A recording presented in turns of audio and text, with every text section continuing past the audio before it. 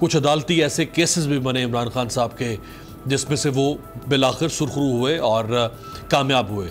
लेकिन उनकी जमात यानी ओवरऑल पूरी पार्टी के ऊपर बंदिश का ऐसा सख्त मरला कभी नहीं आया जिसका सामना वो अब इलेक्शन कमीशन के इस फैसले के बाद कर रहे हैं। इलेक्शन कमीशन का जो 68 सफ़ात का फैसला है, अगर मैं उनको 5 जुमलों में आपके सामने रखूं तो जो इल्ज़ामात लगते हैं इमरान खान साहब के ऊपर 5। पहला इल्ज़ाम यह है कि उन्होंने 13 अकाउंट्स से लाताल्लुकी का इजहार किया है और ये वो 13 अकाउंट्स हैं जो पार्टी की सीनियर लीडरशिप के नाम से बने या चलाए गए।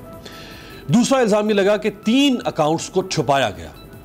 तीसरा इल्ज़ाम ये लगा कि गैर मुल्की कंपनियों से, भले वो पाकिस्तानियों की कंपनियां थी लेकिन पाकिस्तान से बाहर थी, उनसे इनको डोनेशन या चंदा या पार्टी फंड मिले।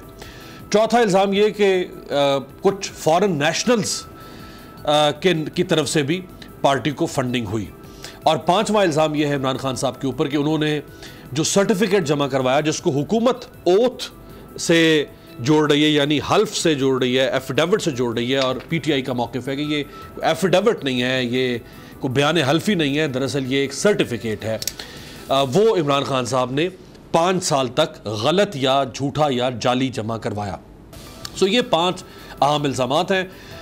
हुकूमत को चूँकि मौका चाहिए था इमरान खान साहब के ख़िलाफ़ कि कहीं थोड़ी सी कोई कमज़ोरी मिल जाए पीटीआई की या खान साहब की, हम उसको लेकर और हंटर उठाएं, खान साहब के पीछे लग जाएं, और वो उनको मिल गई। डिक्लेरेशन का भी हुकूमत ने कल ऐलान कर दिया है कि आशूरा के बाद कैबिनेट में हम इसको लेकर जाएंगे और कैबिनेट के फैसले के बाद फिर सुप्रीम कोर्ट में तहरीक इंसाफ की मुस्तकिल पाबंदी के लिए डिक्लेरेशन भी दाखिल किया जाएगा। सब्सक्राइब करें और बेल दबाएं ताकि कोई खबर रह न जाए।